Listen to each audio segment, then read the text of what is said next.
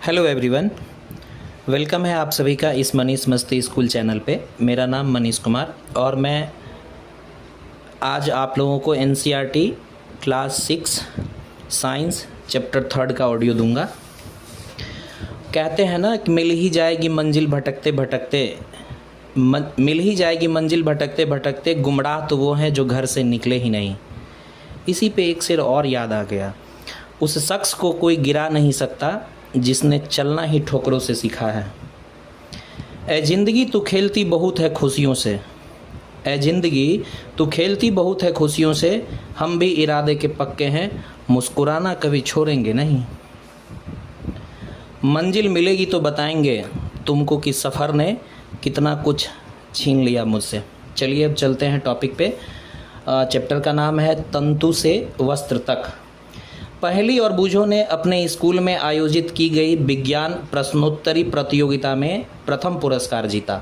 वे दोनों अत्यधिक उत्तेजित थे और उन्होंने प्राप्त हुई पुरस्कार राशि से अपने माता पिता के लिए वस्त्र खरीदने का निश्चय किया। वे कपड़े की दुकान पर वस्त्र सामग्री की विस्तृत विविधता देखकर उलझन में फंस गई। दुकानदार ने उन्हें यह समझाया कि कुछ कपड़े अथवा वस्त्र सूती है तो कुछ सॉलिस्ट मतलब कृत्रिम हैं। उसके पास ऊनी मफलर तथा शॉल भी थे। दुकान में बहुत सी रेशमी साड़ियाँ भी थी। पहेली तथा बूझो अत्यधिक उत्तेजित दिखाई दे रहे थे। उन्होंने इन विभिन्न कपड़ों को स्पर्श किया और उनके बारे में जानकारी प्राप्त की। अंत में उन्होंने एक ऊनी मफलर तथा एक सूती साड़ी खरीदी। कपड़े की दुकान का भ्रमण करने के पश्चात पहेली और बूझों ने अपने आसपास में विभिन्न प्रकार के वस्त्रों को ध्यान से देखना आरंभ कर दिया है। उन्होंने यह देखा कि बेडशीट, बिस्तर पर बिछाने की चादर, कंबल, पर्दे, मेजपोश, तौलिए और झारन मतलब डस्टर आदि ये सभी भिन्न भिन्न प्रकार के कपड़ों से बने हैं। यहाँ तक कि उनके अपने बस्ते तथा बोरे भी किसी प्रकार के वस्त्र से बने हैं। उन्होंने इन सभी वस्त्रों की पहचान सूती, ऊनी, रेशमी अथवा संश्लिष्ट के रूप में की। क्या आप भी इन वस्त्रों में से कुछ भी पहचान कर सकते हैं? वस्त्रों में विविधता। क्रियाकलाप 1। अपने आसपास के किसी दर्जी की दुकान का भ्रमण कीजिए। सिलाई के बाद बचे कपड़े की कतरन एकत्र कीजिए। कपड़े की प्रत्येक कतरन को स्पर्श करके उसके स्पर्श का अनुभव कीजिए। दर्जी की सहायता से उससे पूछकर कुछ कपड़ों पर सूती, रेशमी, ऊनी संश्लिष्ट के लेबल लगाने का प्रयास कीजिए। क्या आप यह जानना चाहते हैं कि ये विभिन्न कपड़े किस प्रकार बनते हैं? जब आप किसी कपड़े का अवलोकन करते हैं तो वह एक सतत टुकड़ा प्रतीत होता है। अब उसे ध्यान से देखिए। आपने क्या देखा? सूती कपड़े का वही टुकड़ा चुनिए जिस पर आपने क्रियाकलाप 1 में लेबल लगाया था। इसके एक सिरे पर कोई ढीला धागा या तागा ढूंढने का प्रयास कीजिए और इसे बाहर खींचिए। यदि कोई ढीला तागा दिखाई न दे तो पिन अथवा सुई की सहायता से आप एक तागा धीरे धीरे बाहर खींच सकते हैं। हम यह देखते हैं कि तागों को एक साथ व्यवस्थित करने पर वस्त्र बना है। ये तागे किससे बनते हैं? क्रियाकलाप 3। किसी सूती कपड़े के टुकड़े से बने कोई तागा बाहर निकालिए। इस तागे के टुकड़े को मेज पर रखिए। इस तागे के टुकड़े के एक सिरे को अपने अंगूठे से दबाइए। तागे के दूसरे सिरे को उनकी लंबाई के अनुदिश में दर्शाए अनुसार अपने नाखून से खरोंचिए। क्या आप इस सिरे पर यह देखते हैं कि तागा पतली लड़ियों से विखंडित हो गया है? सुई में तागे को पिरोने मतलब डालने का प्रयास करते समय आपने ऐसा ही परीक्षण किया होगा। कई बार तागे का यह सिरा कुछ पतली लड़ियों से पृथक हो जाता है। ऐसा होने पर तागे को सुई के नाके से गुजारना कठिन हो जाता है। तागे की ये दिखाई देने वाली पतली लड़ियाँ भी और अधिक पतली लड़ियों से मिलकर बनी होती है जिसे तंतु कहते हैं। वस्त्र तागों या धागों से मिलकर बनते हैं तथा तागे भी आगे तंतुओं से मिलकर बने होते हैं। ये तंतु कहाँ से आते हैं? कुछ वस्त्रों जैसे सूती, जूट, रेशमी तथा ऊनी के तंतु पादपों तथा जंतुओं से प्राप्त होते हैं। इन्हें प्राकृतिक तंतु कहते हैं। रुई तथा जूट, जिसको पटसन, पादपों से प्राप्त होने वाले तंतुओं के उदाहरण हैं। ऊन तथा रेशम जंतुओं से प्राप्त होते हैं। ऊन भेड़ अथवा बकरी की कर्तित ऊन से प्राप्त होती है। इसे खरगोश, याक तथा ऊँटों के बालों से भी प्राप्त किया जाता है। रेशमी तंतु रेशम कीट कोकून से खींचा जाता है। हजारों वर्ष तक वस्त्र निर्माण के लिए केवल प्राकृतिक तंतुओं का ही उपयोग होता था। पिछले लगभग 100 वर्षों से ऐसे रासायनिक पदार्थों जिनका स्रोत पादप अथवा जंतु नहीं है, ये तंतुओं का निर्माण किया जा रहा है। इन्हें संश्लिष्ट तंतु कहते हैं। पॉलिएस्टर, नायलॉन और एक्रेलिक संश्लिष्ट तंतुओं के कुछ उदाहरण हैं। कुछ पादप तंतु। क्या आपने कभी तेल के लैंपों के लिए बत्तियां बनाई है? इन बत्तियों को बनाने के लिए आप क्या उपयोग में लाते हैं? इस रुई का उपयोग गद्दों, रजाइयों अथवा तकियों में भी किया जाता है। कुछ रुई लीजिए, इसे खींचकर पृथक कीजिए और इसके किनारों को ध्यान से देखिए। आपने क्या परीक्षण किया? ये छोटी पतली लड़ियाँ जिन्हें आप देख रहे हैं, कपास तंतुओं से बनी है। रुई कहाँ से आती है? इसे खेतों में उगाया जाता है। साधारणतया कपास के पौधे वहाँ उगाए जाते हैं जहाँ की मृदा काली तथा जलवायु उष्ण होती है।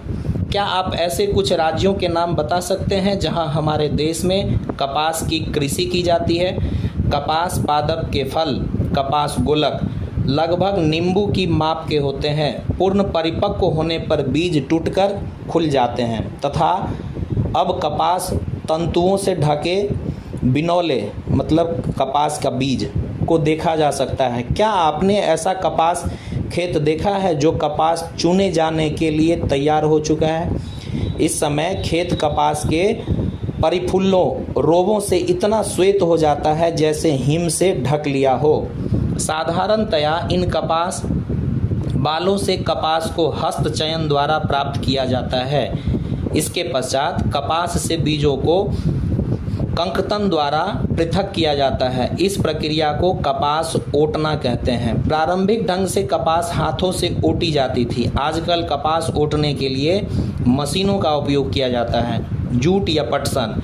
पटसन तंतु को पटसन पादप के तने से प्राप्त किया जाता है। भारत में इसकी खेती वर्षा ऋतु में की जाती है। भारत में पटसन को प्रमुख रूप से पश्चिम बंगाल, बिहार तथा असम में उगाया जाता है। सामान्यतः पटसन पादप को पुष्पन अवस्था में काटते हैं। फसल कटाई के पश्चात पादपों के तनों को कुछ दिनों तक जल में डुबाकर रखते हैं। ऐसा करने पर तने गल जाते हैं और उन्हें पटसन तंतुओं से हाथों द्वारा पृथक कर दिया जाता है। वस्त्र बनाने से पहले इन सभी तंतुओं को तागों में परिवर्तित कर लिया जाता है। ऐसा कैसे किया जाता है? सूती तागे की कताई। आप स्वयं सूती तागा बनाने का प्रयास कर सकते हैं। एक हाथ में कुछ रुई पकड़िए, दूसरे हाथ के अंगूठे तथा तर्जनी के बीच कुछ रुई की चुटकी भरिए और इसे धीरे धीरे रुई से बाहर की ओर खींचिए तथा रेशों को लगातार ऐंठते भी रहिए। क्या आप तागा बना सकें? रेशमों से तागा बनाने की प्रक्रिया को कताई कहते हैं। इस प्रक्रिया में रुई के एक पुंज से रेशों को खींचकर ऐंठते हैं। ऐसा करने से रेशे पास पास आ जाते हैं और तागा बन जाता है। कताई के लिए एक सरल युक्ति हस्त तकुआ का उपयोग किया जाता है, जिसे तकली कहते हैं। हाथ से प्रचलित कताई में उपयोग होने वाली एक अन्य युक्ति चरखा है। चरखे के उपयोग को राष्ट्रपिता महात्मा गांधी ने स्वतंत्रता आंदोलन के एक पक्ष के रूप में लोकप्रियता प्रदान की थी। उन्होंने लोगों को हाथ कते तागों से बने वस्त्रों को पहनने का तथा ब्रिटिश की मिलों में बने आयातित कपड़ों का बहिष्कार करने के लिए प्रोत्साहित किया था। बृहद पैमाने पर तागों की कताई का कार्य कताई मशीनों की सहायता से किया जाता है। कताई के पश्चात तागों का उपयोग वस्त्र बनाने में किया जाता है। तागे से वस्त्र। तागे से वस्त्र बनाने की कई विधियां हैं। इनमें दो प्रमुख विधियां बनाई तथा बधाई है। बुनाई। क्रियाकलाप 2 में आपने यह ध्यान दिया होगा कि वस्त्र तागों के दो सेटों, जिन्हें एक साथ व्यवस्थित किया जाता है, से मिलकर बनते हैं। तागों के दो सेटों को आपस में व्यवस्थित करके वस्त्र बनाने की प्रक्रिया को बुनाई वीविंग कहते हैं। आइए कागज़ की कुछ पट्टियाँ को बुनने का प्रयास करते हैं। विभिन्न रंगों की दो कागज़ की शीट लीजिए। दोनों में से 30 सेंटीमीटर लंबाई तथा 30 सेंटीमीटर चौड़ाई की वर्गाकार शीट काटिए। अब इन दोनों शीटों को आधा मोड़िए। एक शीट पर चित्र 3.12 में दिखाए अनुसार रेखाएं खींचिए तथा दूसरी शीट पर चित्र 3.12 में दिखाई अनुसार रेखाएं खींचिए। दोनों शीटों को खींची गई रेखाओं के अनुदिश काटिए और फिर शीटों के मोड़ों को खोलकर इन्हें फैला लीजिए। एक शीट की पट्टियों को एक एक करके दूसरी शीट के कांटों से चित्र 3.12 में दिखाए अनुसार बुनिए। चित्र 3.12 में पट्टियों के बुनने के पश्चात का नमूना दिखाया गया है। इसी ढंग से तागों के दो सेटों को बुनकर वस्त्र बुने जाते हैं। तागे वास्तव में कागज़ की पट्टियों की तुलना में बहुत पतले होते हैं। वस्त्रों की बुनाई करघों पर की जाती है। करघे या तो हस्त प्रचालित होते हैं अथवा विद्युत प्रचालित। बंधाई एक विशेष प्रकार की बुनाई है। क्या कभी आपने यह ध्यान से देखा कि स्वेटर किस प्रकार बुने जाते हैं? इनकी बुनाई निटिंग में किसी एकल तागे का उपयोग वस्त्र के एक टुकड़े को बनाने में किया जाता है। क्या आपने कभी किसी फटे हुए मोजे से किसी तागे को खींचकर देखा है? जब आप ऐसा करते हैं तब क्या होता है? एकल धागा लगातार खींचता चला आता है तथा वस्त्र उधड़ता जाता है। मोजे और बहुत सी अन्य पहनने की वस्तुएं ऐसी बुनाई द्वारा बने वस्त्रों से बनाई जाती है। इस प्रकार की बुनाई हाथों से तथा मशीनों द्वारा भी की जाती है। दोनों प्रकार की बुनाई का उपयोग विभिन्न प्रकार के वस्त्रों के निर्माण में किया जाता है। इन वस्त्रों का उपयोग पहनने की विविध वस्तुओं को बनाने में होता है। वस्त्र सामग्री का इतिहास। क्या आपने कभी यह जानने का प्रयास किया है कि प्राचीन काल में लोग पहनने के लिए किस सामग्री का उपयोग किया करते थे? वस्त्रों के विषय में पूर्व प्रमाणों से ऐसा प्रतीत होता है कि प्रारंभ में लोग वृक्षों की छाल, वल्क, बड़ी बड़ी पत्तियों अथवा जंतुओं की चर्म और समूर से अपने शरीर को ढकते थे। कृषि समुदाय में बसना आरंभ करने के पश्चात लोगों ने पतली पतली टहनियों तथा घास को बुनकर चटाइयाँ तथा डलियाँ मतलब टोकरी बनाना सीखा। लताओं, जंतुओं की ऊन अथवा बालों को आपस में ऐंठन देकर लंबी लड़ियाँ बनाई। इनको बुनकर वस्त्र तैयार किए।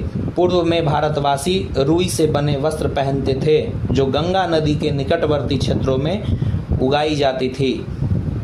फ्लैक्स भी एक पादप है जिससे प्राकृतिक तंतु प्राप्त होता है। प्राचीन मिस्र में वस्त्रों को बनाने के लिए रुई तथा फ्लैक्स की कृषि नील नदी के निकटवर्ती क्षेत्रों में की जाती थी। उन दिनों में लोगों को सिलाई करना नहीं आता था। उस समय लोग अपने शरीर के विभिन्न भागों को वस्त्रों से आच्छादित कर लेते थे। वे शरीर को आच्छादित करने के लिए कई विभिन्न ढंगों का उपयोग करते थे। सिलाई की सुई के आविष्कार के साथ लोगों ने वस्त्रों की सिलाई करके पहनने के कपड़े तैयार किए।